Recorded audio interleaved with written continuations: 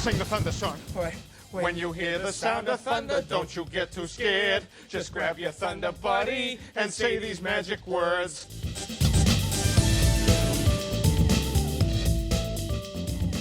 Hello and welcome back to another road edition of the Thunder Buddies podcast. I'm Anthony Slater, Brian Terry again at the helm, and Barry Trammell sitting passenger, Eric Horn sitting in the back seat. What's up, fellas? Yo, yo, yo. We is on the Pickle Parkway. You love this. We're going 90 miles an hour, and nobody cares. Well, like including the police. The peace officers just wave when we pass them by. Well, We actually haven't seen one. We haven't seen a peace officer on this. I'm not sure I've seen another car on this road. I haven't been paying attention. Barry, explain to the people what this is. This is a bypass, basically, Yeah. all the way around Austin. Your favorite city. That'll take you down to San Antonio, virtually. You can cut across and get south of Austin, get back on I-35, or you can go all the way to I-10 east of San Antonio. 85 miles, and you can be, so in 1 hour, you can be from just east of San Antonio all the way to Georgetown, which is 30 miles, 25 miles north of Austin. It's an unbelievable savings of time. Now, Yeah. if it's nighttime, not a lot of traffic, you don't need I'll to do say it. this, I enjoy avoiding the traffic of Austin, but in the least surprising news of this podcast, Barry Trammell actually hates the city of Austin, Uh-oh. which I don't understand. I mean, I like it in every sense, but I mean, I guess I understand why Barry likes it, or dislikes it. Well, but explain There are to the things people. I like about Austin, but You like they- going to University of Texas football games? it's a little bit of a hassle, but it's okay. It doesn't bother me too bad. It's not a bad view from the press box. But Solid view. But the traffic is so bad in Austin that it takes away from whatever redeeming value you can. There's plenty of redeeming value. Most of it's on 6th Street for the decadent in life. 6th Street's fun if you're I in guess it's college. for a younger audience, Austin, Yeah, basically. I mean, Yeah, they're no not. kidding. Yeah, they're not trying to appeal to. Let me explain something to BT. you say you're out of college. Yeah, and I didn't go to. All right. Big Thunder win last night, I would have to say. Russell Westbrook, the star. What'd you guys think? What biggest takeaway? The effort from Mr. Westbrook, particularly on the rebounds. 11 and rebounds. the Thunder's effort in general in the second half on rebounds, because Kawhi was taking rebounds away from him like they were 5-year-olds in the first half. That was bad. That little stretch where they had 2 straight ripped away. Yeah, when Serge and Kanter each had them taken out of their hands by Kawhi, who was excellent. He was every bit the defensive player of the year from start to finish. But the effort, that's what stood out to me. They efforted to that win. 'Cause they didn't shoot particularly well. 54-36 rebounding. I don't think people fully grasp still how incredible a rebounding team this Thunder team is. They best differential in the last 50 years. Just incredible. The truth is they're a decent to above average defensive rebounding team that occasionally can get lazy and give up second chance points, but they are a just historically dominant offensive rebounding team. And guess what? They're starting to turn that into their identity by benching Serge Ibaka late, putting in Enes Kanter, getting 3 6'11" guys and higher in that front line, having just a maniac of a point guard and just attacking the glass. Spurs had 0 defensive rebounds in the last 6 minutes last night.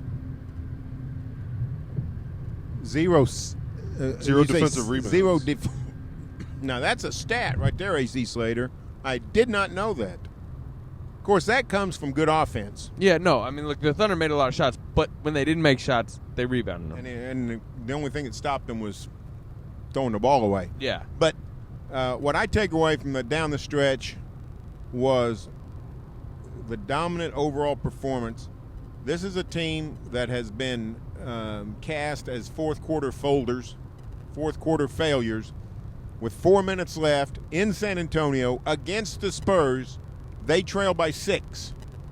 Thunder down 6, and the rest of the game, they just dominated. The defense was ferocious. Danny Green said That's the something after difference. the game I thought was fascinating. Said the Thunder were calling out plays. Well, the Spurs want to get out and run. The Spurs are a bunch of old guys. They run like they got pianos on their back, and yet that's their best strategy is get out and run so they can get a good shot.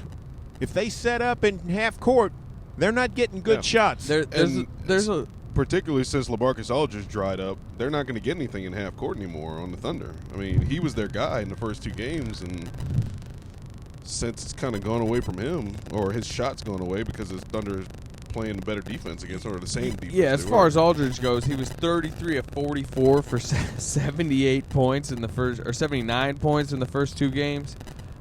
He is 22 of 60 for 64 points in games 3, 4, and 5. So that has dried up. I agree with you guys as far as they don't really want to operate the half court against this Thunder team. But I think there's a lot of reasons they want to get out in transition. Number 1, the Thunder turn it over a lot. Number 2, a lot of times they don't get back, especially Russell Westbrook, which we saw in Game 3. But the Thunder have just done that better of late. And then the other one is, how do you combat a team that loves to crash the offensive glass? You push it. Don't let their you make them bigs have get to back. try to get back. Because if you are allowing all these guys to just like swarm the glass, that's what's going to happen with offensive rebounds, which we've seen. What do you think of Billy Donovan benching Serge Ibaka 2 straight games, going Stash Brothers front line, closing, and it being a successful move? I mean, that's pretty bold, right? It is, especially since while Yeah. Serge he's had an interesting series in terms of some problems. He's been their best shooter. He's over 50% percentage shooting. wise, yeah. He's 11 out of I think he's 12 out of 21 on 3-pointers, which is excellent. And he's been solid in the other ways. And his defense on LaMarcus Aldridge has been solid. So Solid's a little. It's been before the fourth quarter, LaMarcus Aldridge was 5 of 17. So it's not like he got cold when they benched Ibaka. And Eric the Red just mentioned it. Thunder have been playing good defense on LaMarcus Aldridge. He was just hitting all those shots early He's in the also series. missing some shots that he probably should hit the last few games. Serge, at least last night, to me looked kind of like midseason Serge, a little bit in a daze out there, a step slow. Kawhi Leonard, as you mentioned, ripping rebounds from him. When he gets the ball, he just looks a little hesitant. He got caught maybe 2, 3, 4 times on a pump fake. They just jumps and gets. Yeah, got caught in the air again. So, I didn't think he played that well. But I just mean overall, like Billy actually benching Serge Ibaka. Well, it worked. I don't know if he meant to do it the whole fourth quarter of Game 4, but it started working, and Billy said, we're not messing with this, and he wrote it out the whole game. He went back to it. There was no reason to not go back to stuff that's working. Ride it until it doesn't work anymore, and that big lineup is working. And here's the problem. Aldridge is good inside, but the other 3 Spur big guys are not that big, and they're old. When I say Duncan's not that big, he doesn't jump anymore. He plays position basketball. That's sort of what Boris Diaw does. David West is not any kind of physical none presence. of those guys jump. Really, Aldridge isn't a jumper either. Their Well, that's entire true, front yeah. line is like. It's not all that athletic. And here comes Steven Adams and Serge, and then Kanter, who is like them. He's like a young version He's of a them. young version of the Spur guys. So, the Thunder has a big edge The Spurs inside. front court makes Enes Kanter look mildly athletic, which is tough to do. And Enes Kanter's tossing shots around. Look, if you're gonna drive straight at him, what you're tempted to do with Enes Kanter, he's not just gonna he's not to the point where he was earlier in the season where he's gonna kind of olay and just let you go by. He's gonna stand you up, and he moves his feet better than he did at the beginning of the season. I mean, we saw him stuff 40-year-old Tim Duncan last night. He had 2 blocks in the fourth quarter. Enes Kanter's a good. He's a okay one-on-one defender when somebody's coming at him. You get him in the pick and roll, you pull him away from the basket. That's where the problems come, and the Spurs haven't been doing that. Honestly, they did it a few times last night, I thought, and he played it pretty well. Like, he stayed with Parker. There was one play where him and Westbrook completely blew up a pick and roll between Parker and Aldridge. Like, Kanter helped, and then Westbrook recovered, and they trapped him on the baseline, and then Kanter got back and I think it was Aldridge. It might have been Duncan, and forced like a bad Duncan miss. And it was like impressive defense. Can you believe where Kanter is defensively? I think we're overstating it a little bit. What? I think we're overstating it a little bit. The Spurs, and this is a credit to Donovan. Since Game 1, the Thunder has neutralized, ever how they did it, they've neutralized the Spur pick and roll. Remember how bad or how effective the pick and roll was for San Antonio in Game 1? It hasn't been that way since. Yeah. And that's Kanter's real weakness. Actually, Kanter against LaMarcus Aldridge, where Aldridge just backs you down the way he does against Adams, Ibaka, Kanter, that's actually one of the better things Kanter does. We're talking about that, but I was Get him in the pick and roll, and he's got problems. But I was just talking. I mean, like, I don't know if you're listening, but like, he blew up a couple pick and rolls last night. Like, the fact that he's even doing that, he blew up a Parker one with Westbrook on the baseline. Like, he's like, if you go back and watch video of late game last season, and then you watch video of him right now, I'm not saying look, he's still below average defensively. He's very below average on the pick and roll, but he's making extra effort plays, and he seems to be in the right position a lot of times. Well, I mean, I think he's done an excellent job. I'm glad they got him. He's helping them potentially make the Western Conference Finals. I will agree with you in this sense. You're gonna be, if they get to this Warriors series, I'm very interested to see how the Warriors attack him and how he responds, because that could be a major problem. Because talk about a team that'll really get him in space. Because like, everyone's saying, yeah, you know, the Spurs should run pick and rolls at him. But the thing is, like, the Spurs, they're slow moving even in pick and rolls compared to like a Warriors team. He can slide his feet with the Spurs. He's not gonna be able to slide his feet a lot of times with. Yeah, it's a different kind of Chef Curry on the pot. It's a different kind of pick and roll. So that'll be really interesting. The Thunder's? I thought what they've done smart defensively is they've gotten to the point where Steven Adams doesn't even pay attention to Tim Duncan. Yeah, they treat Duncan a lot like the Spurs treat Andre Robertson. Yep, no doubt. Which is crazy to think. And that's allowed.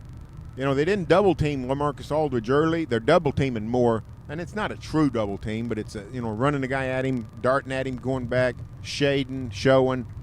But you can do that when you don't worry. And you saw Duncan be more assertive last night because I think the Spurs realized they got to do something. Yeah, no doubt. He tried it. But the thing, like, he can't finish at the rim now, man. His layups are just they're short, they're flat. I mean, he looks like I would against you guys out there if I got out there crazy enough to play basketball. When you're old, I'd lock you up, Trammell. Yeah, no kidding.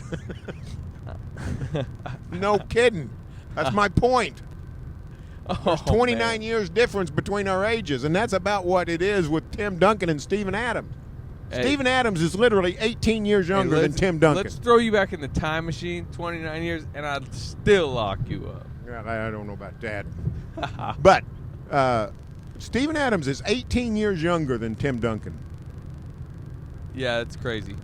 Let's see, 21? Yeah. I mean, it's just Tim nuts. Duncan was starting high school when Steven Adams was born. No, it's an under. I think it was an under talked about factor going in the series. Remember, we're doing matchups and other people are like starting college when Steven Adams. He was getting 20 rebounds a game for Wake Forest when Steven Adams was born. 2 years old, basically. He was 17 when he got to Wake Forest. Well, he's played. Here's the thing about Tim Duncan: played 4 years in the ACC, and now he's played 19 years in the NBA. When we were analyzing this series coming in, like, do you think it was under talked about that the Thunder? It was hard to say because you don't want to go into a series where you talk about Steven Adams, a relatively unproven third-year player, and Tim Duncan, future Hall of Famer. Like, the Thunder have a massive center edge, just massive. It is massive. Like, that may be what decides this series. The fact that the Spurs have an Andre Robertson out there, as you mentioned, that the Thunder can ignore, and, like, that's just really helped their defense and really potentially could end up winning the series for the Thunder, along with a lot of other factors. I will say, Tim Duncan had one final cool moment last night. I thought he played pretty well defensively, like, for stretches in the fourth quarter, and then he blocked Russell Westbrook. I think it was probably like 5 minutes left, and then got taken out briefly, and the fans gave him a standing O. And it was potential that it was like the final great Tim Duncan appreciated moment in San Antonio. Which brings me to something. What do we need to do? When I say we, I mean the Daily Oklahoman, the proud institution. What do we need to do to ensure that on Thursday night, no matter what happens, that Tim Duncan is paid his proper respects? It's quite possible. His last game. It's his last basketball game. One of the all-time greats, and when I say all-time greats, I'm not talking about one of the 50 best. I'm talking about one of the 10 best basketball players of all time, could walk off the court for the final time. Who knows how the game will end? Maybe Spurs win. Who knows? Maybe he'll come back next year. Maybe he comes back next year. Who knows? But if the Thunder's up 13 with 45 seconds left and Popovich subs out Tim Duncan, I think it would be really cool if the people of Oklahoma City gave him his proper respect. I would. The adulation and fawning that we saw for Kobe Bryant a month ago, couldn't they go a little bit down that road for Tim Duncan? I think I might have to tell Barry Tremble no chair and not press row if that substitution is made. I think it's also safe to say we're not going to have the Thunder's not going to run a Tim Duncan tribute piece on the Well, on the of course big board. not. Well, I mean, that would be it's also disrespectful. game That would 6 be and not like disrespectful. a meaningless But it's late-season also game like the Lakers it game. doesn't work in the marketplace because Tim Duncan isn't nearly as cool as Kobe Bryant. I agree. Tim Duncan is not into self-promotion. Tim Duncan is Duncan not into the probably wouldn't spotlight. want a standing O. He wouldn't. That's the last thing he wants. If he's listening to the podcast, he's gonna find a way to negate all this idea. There are some people who I And wouldn't Tim be Duncan surprised is listening that, to the podcast, by the way. Well, I was going to say, there's some people I wouldn't be surprised if they were listening to the podcast, but there's less than 0% chance Tim Duncan is rattling up the pod right now. You think and, Tim Duncan knows downloading it on iTunes? You think Tim Duncan has a favorite podcast? Do you think he listens to podcasts? NPR radio, maybe? I would imagine Tim Duncan listens to a lot of NPR. And there's nothing against people who listen to NPR radio. I enjoy NPR radio. That just seems like his alley. I don't think he listens to NPR I radio. think he goes to sleep with C-SPAN Tim audio going through Duncan, his ears. Tim Duncan is not. He's not a bookworm. He's just not into the spotlight. All right, then what's he? What's his? He's probably into some eclectic music. Fetty or Wap. Whatever. I mean, you guys would know more about that than I would. I don't think he's in a Fetty He's Wap. probably watching a funny movie as we speak. A funny movie. Barry, what movie? I don't know what's the hottest. Maybe he's watching. What'd you watch last night? Pleasantville. I bet you and Tim Duncan were both watching Pleasantville last night. He appreciates that movie. He's a younger generation from me. I'm 2 generations ahead of you guys. Not 1, 2. 1, 2. As we're on the topic of Tim Duncan, this is a moment in Thunder history I will most likely never forget. I had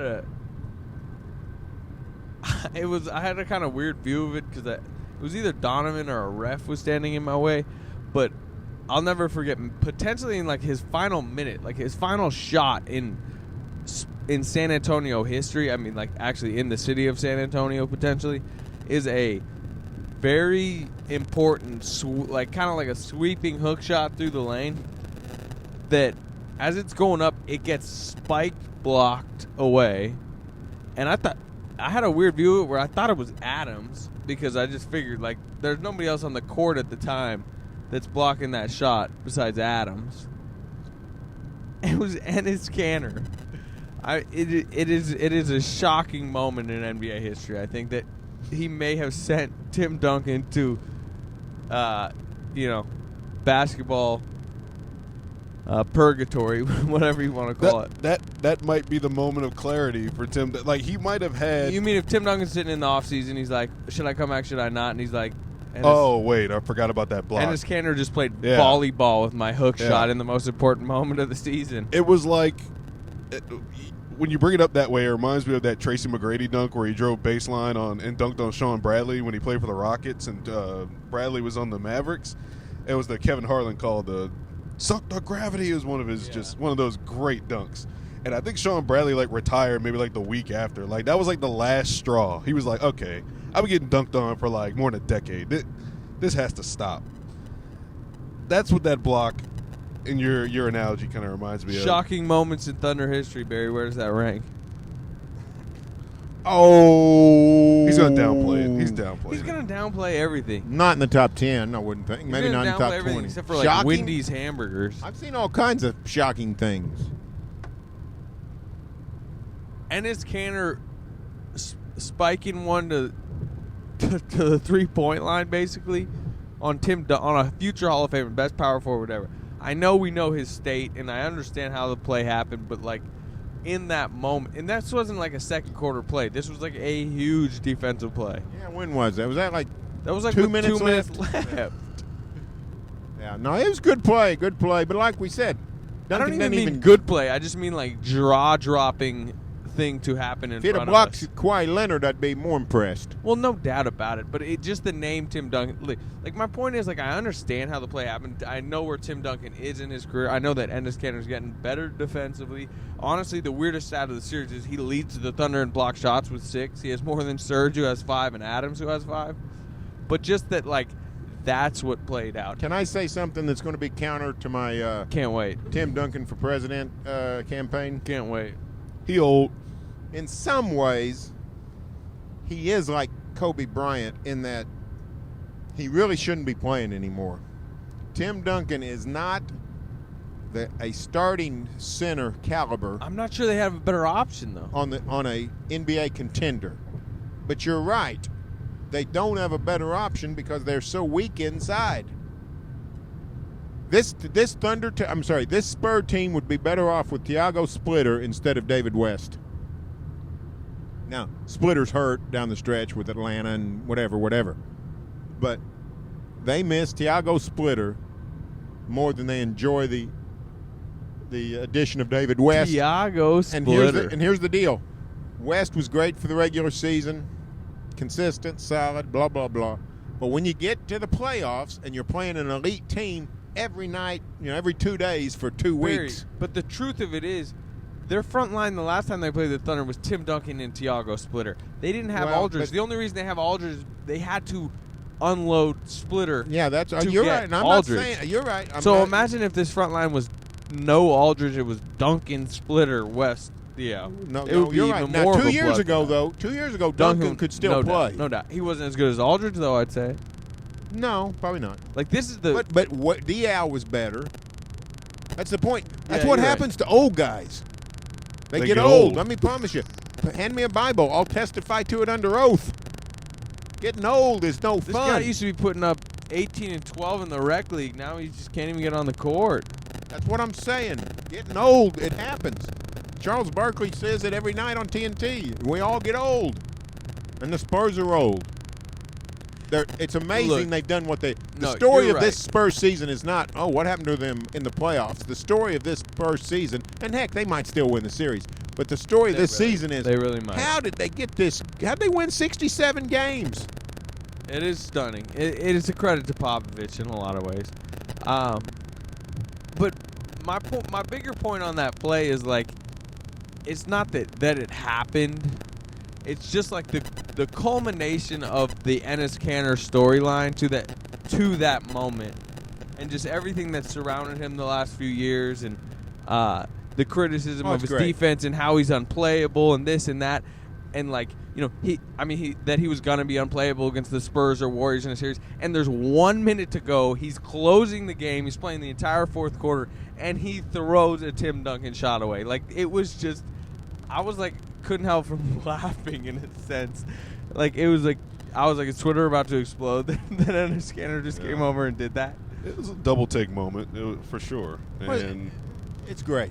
We love Enes Kanter. It's great. No doubt about it. All right. What else stands out? Have we mentioned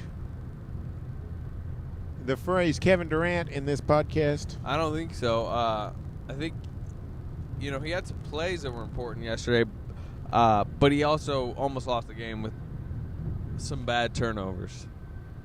Westbrook led the team with 8 turnovers, 6 in the first half, but Durant had a couple late ones. The one, remember his bad cross-court pass that Kawhi Leonard picks off and turns into just turns into just a monster dunk. I thought that ended the game. That put him up 6 with 4 minutes to go. That I was thought it was it. over. Yeah. And then you got, and then the one with 25 seconds left. Yeah, where he's dribbling and Danny Green pokes it away from him. Yeah. It's like his flaw. It's his offensive flaw. He's too soft with the ball at times. You got to be stronger with it. If he's going to dribble, I got a little bit of technical advice. He's going to have to bend over more. When you're 6'11" and dribbling, there's more space between your hand and the ball. He's got like too much confidence, I think. Yeah, in like his he's got to get that dribbling ball ability. lower. Look at the best dribblers in the world. They don't dribble high. Even the short guys, they don't dribble high. They get that ball rat-a-tat-tat. It's going back and forth quick from their hand to the hardwood. No, that's a great point. I think, this is a guy that works so profusely in the offseason, and you can just see it through all of his offensive moves, the one-leggers, everything. I mean, he can, score in every single way. I think this offseason he's got to really get in the gym on the ball handling. As Barry's mentioned, low to the ground, quick, different type of drills and stuff, because that truthfully is his issue. I mean, you see smaller guys give him problems out on the perimeter. I thought even Ginobili was kind of I'm not sure he picked him at any point, but there's times in the game where Ginobili's really giving him problems. He's trying to do crossovers, and I mean, those are key moments to make those kind of turnovers. Yeah, we've seen it time and time again this year when Durant's driving and that second defender comes. I mean, it's hard for him to get through there because he's so long. Russell Westbrook can do it because he can, like Barry said, he can get that rat-a-tat, that low dribble, and he did it last night a couple times. And you look at it, you're like, man, how did Russell Westbrook even get through there? But it's a little bit more obvious with Kevin Durant that he's not getting through 2 guys when he's trying to dribble as long as he is. Yeah, it's like maybe the one disadvantage he has of being 6'11". I mean, he's got a lot of advantages in that sense, but that's probably one of the very few disadvantages. But the pass is just, that doesn't have anything to do with dribbling. That's just decision making, man. Has your opinion of Kawhi Leonard gone up in this series, or were you already just very aware of how just absolutely destructive he is defensively? I think I was, but you tend to forget because he's Kawhi Leonard. And he's basically a basketball flatline in terms of his personality. But he's had the 2 biggest dunks in the series, and it's it doesn't just even care. No big deal, just a dunk. 2 points, defense time. I just made a play. But the steals, that second quarter when he just. And he wasn't just doing it defensively, but he was doing it offensively too. But the steals were so emphatic, to just give me that steals, just taking it from Enes Kanter. Serge Ibaka comes down with a rebound. He's just like, no, give me that. No, I'm a bully. I'm a bully, and you're the first grader, and I'm the third grader on the playground. Give me that. Put back. It's crazy. Just the way he controls a game defensively. You don't see a lot of people. You don't see a lot of players do that. I mean, you see that in stretches from Draymond Green at times during the season where he can defend multiple positions and just power for rebounds, but I don't know if I've seen anybody like him this year that can just take over defensively for stretches like that. I'm more impressed with him. I think that happens when you see a guy more. Yeah, I agree with that. He's unbelievable. He is. Everything everybody says about him is legit. Yeah. And he's 24 years old. Yeah, he's going to get better. His offensive ceiling is it's pretty high. His defense is truly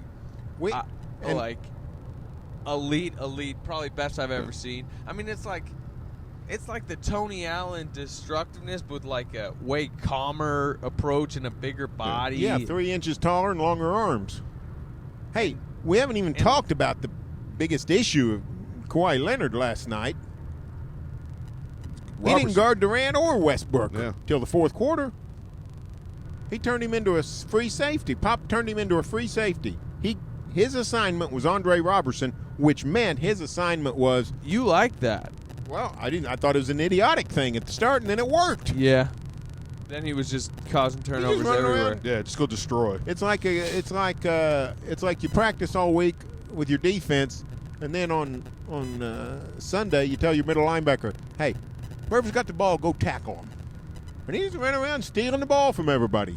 Which creates another discussion about Andre Robertson.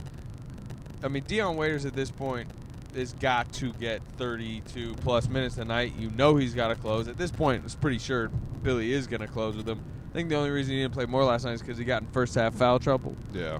But, look, I think Robertson still serves a role as far as, like, guarding Leonard early and giving Durant time off Leonard and even Waiters time off. But, man, the Spurs are really exploiting Robertson at every chance they can offensively. Yeah, because they're finding him in those corners, the Thunder are, and he's just not hitting that shot. He did a good job, I mean, on the rebounds and defensive rebounding, but, I mean, he played like, 6 seconds in the fourth quarter, something like that. I mean, he's to the point to where – and Dion Waiters is to the point to where he has Billy Donovan's trust to where he's going to be closing out games regardless of how Robertson plays. I mean, even when Robertson played well defensively in San Antonio in the previous few games to close on Kawhi Leonard, I mean, Billy Donovan went back to Dion Waiters. You remember there was like a time during the season. I don't want to say Robertson got hot from three, but like I think he went 8 of 16 over a stretch of 10 games. Like he was like 35% from the corners. He was like, look, not a great 3-point shooter, but not what he is right now, which is just like it just seems like when he's got it as wide open as he is ever, like zero chance of going in. He's 1 of 14 in the playoffs. I wrote about him last week. He admitted it. It's a mental thing. I mean, if in practice he'll stand out there and make 4 or 5 out of 10 from the corner, but it's a total mental block. However, that said, he's still helping out early in games. Eric the Red pointed out he was a rebounding fool last night. I think he had 5 in 22 minutes. And he is dogging Kawhi Leonard a great deal. I don't think they'd have won game 2 without him. It becomes a point where they can't play him. I mean, he was in minus in the plus-minus But last here's night. the deal. In series basketball, weaknesses get exposed more and more the deeper the series goes. We've seen that with the Spurs, Tim Duncan, whoever else you want to go throw at. Serge Ibaka, whatever your weaknesses are, they get exposed more and more. So that's, Andre Robertson's weaknesses are magnified. And Pop knew what they were beforehand, but now he's finding new and different ways to exploit them, putting Kawhi Leonard in the middle of the court and letting him play 5-on-4. So that's what's going on. So you're right. I think we'll see Dion more and more, Robertson less and less, but there's still a place for Andre Robertson in this series. All right, I want to talk about 2 guys that I think took their fair share of criticism this year, sometimes warranted too. Billy Donovan first. He's having a really good series. I thought the quote from Danny Green last night was pretty telling. He was kind of asked about what's wrong with the Spurs offense, especially late in the games, and he was like, the Thunder is really prepared for us. He was saying that they know that they're from the bench, they're calling out like the plays, the actions, what's coming next, and they're blowing up what Pop's trying to do out of timeouts or in certain plays. So I think that speaks to his preparedness. And then we've already talked about the bold moves he's making with Kanter down the stretch. He's gone back to Foy, which although it was kind of an obvious move, he's done it. He's really shortened his rotation. The guys that people criticize him all year for playing, the Kyle Singlers, haven't touched the court. I've liked pretty much everything about his rotation, including the fact that although everyone's screaming for him to play Durant and Westbrook 48 minutes, he's giving them, it seems, breaks at good times right before media timeouts. I thought his rotation worked much better last night. Yeah. So what have you thought about his series, and where has that, I don't want to say altered your opinion on it, but open your eyes maybe a little bit about him? I thought, and I think we talked about this prior to the podcast, maybe yesterday, what he hasn't done has been impressive to me. Or maybe not just we, but a lot of people were saying, okay, how's he going to adjust on Aldridge after those monster 2 games? He didn't do much but just trust his guys to go out there and play good one-on-one defense on him and occasionally throw the double team late. And it's worked. Aldridge came out blistering hot, and the guy was bound to come back down to earth. Serge Ibaka played him straight up well for 2 games, so did Steven Adams. And I thought that was good in terms of trust, leaving those guys on Aldridge, making the Spurs play that isolation ball. Yeah.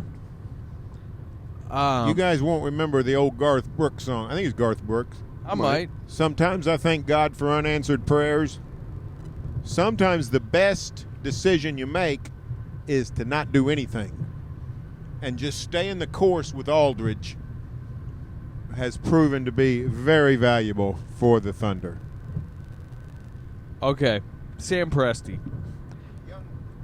Young Sam gets criticized for the Brooks firing, Donovan hiring, Durant's entering his last year of free agency. Risky, for sure risky.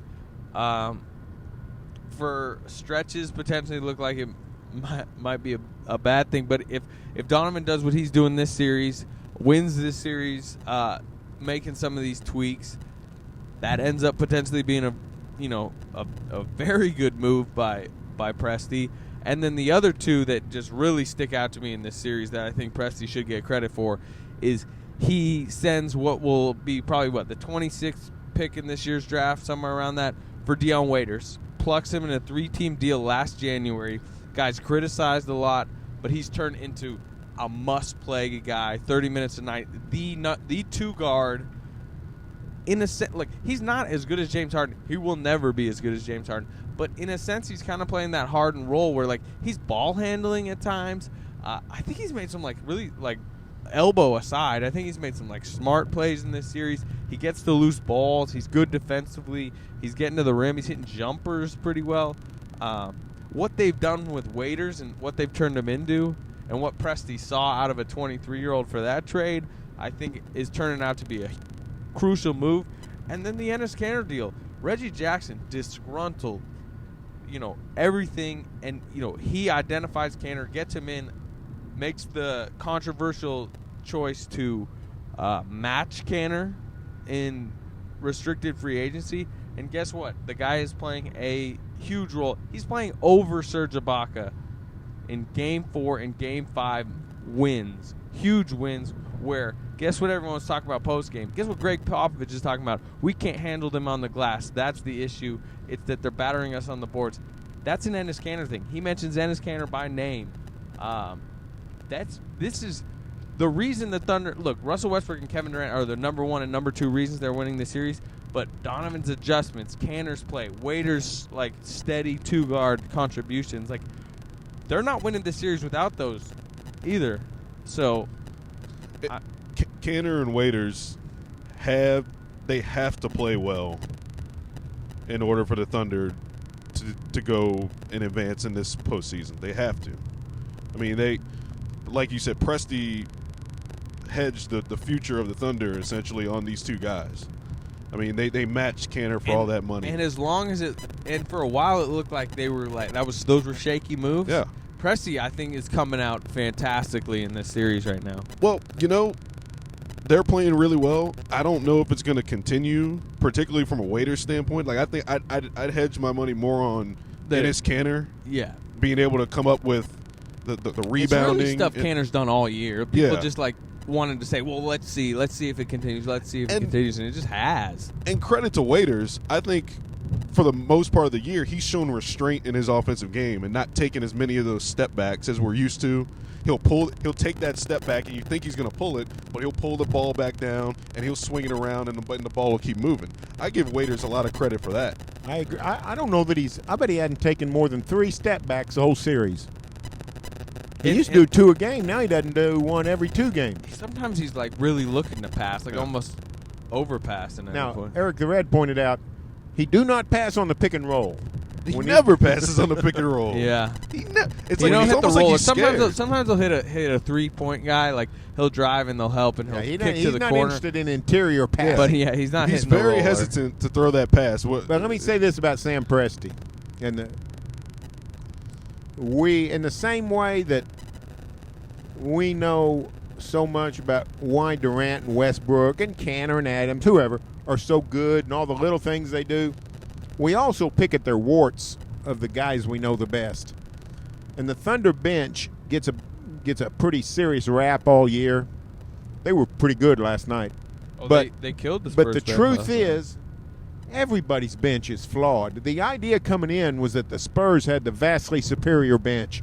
And I would say the San Antonio bench is probably still better than the Thunder's, but there's not a wide gulf between those 2 benches.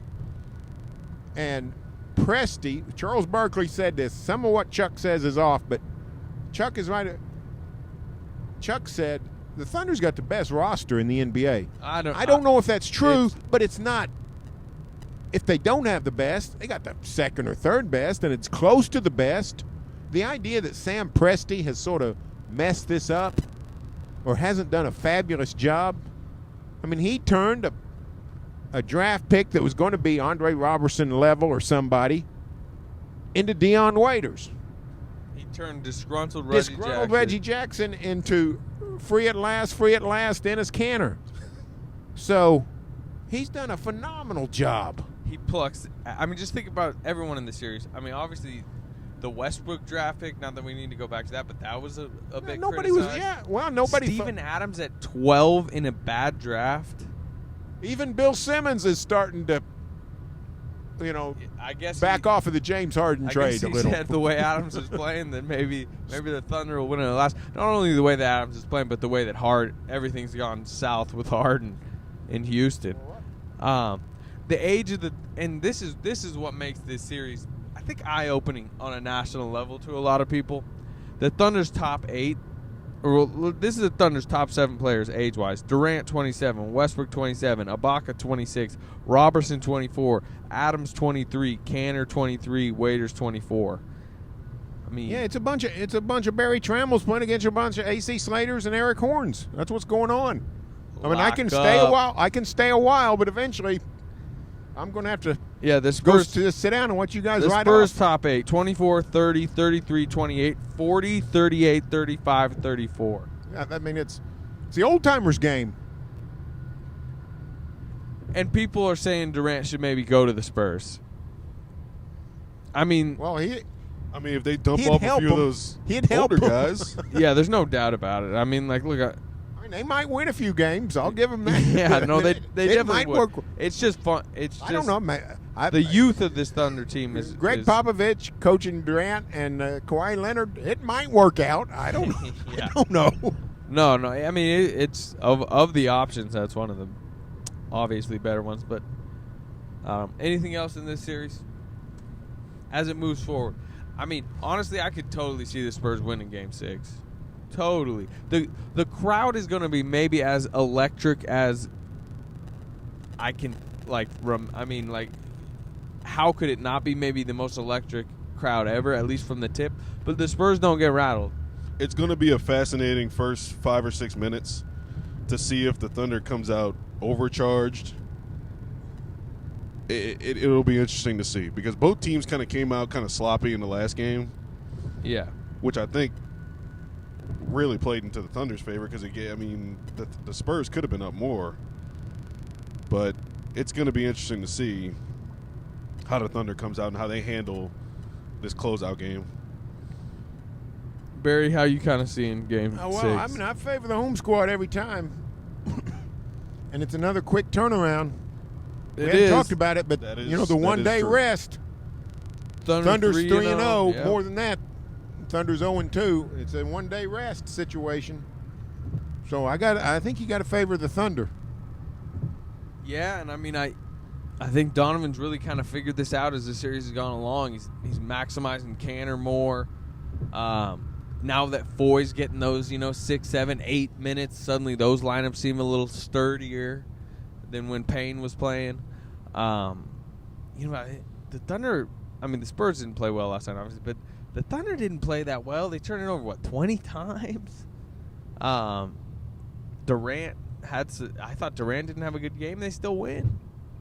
So I just think, in a sense, the Thunder are kind of showing, not necessarily that they're the better team, but they're a really bad matchup for San Antonio. So,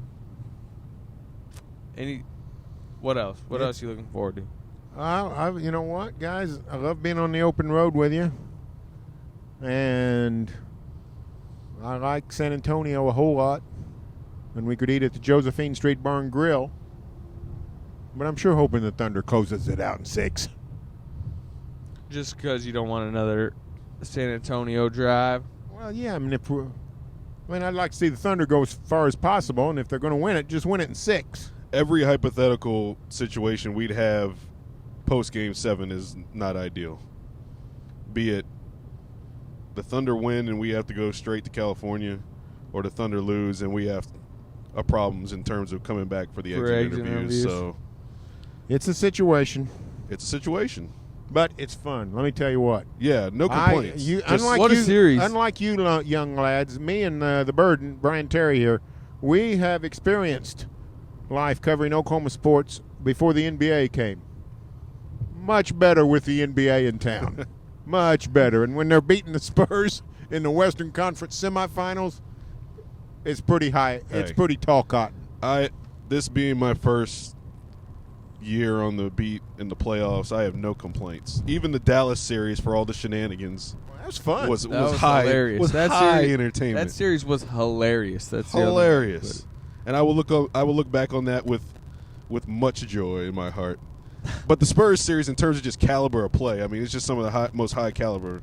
Well, the last 4 games have been incredible. Yeah, and then Game 1 from the Spurs in terms of their offensive execution was just incredible too. So that was a joy to watch.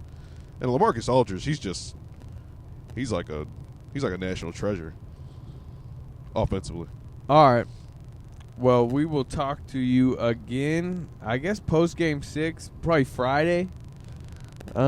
Either talking about Thunder Warriors or a potential Thunder Spurs Game 7 on Sunday. Durant, pull-up jumper, up the rim, and and the Thunder win! Come on, let's sing the Thunder song. When you hear the sound of thunder, don't you get too scared. Just grab your Thunder buddy and say these magic words.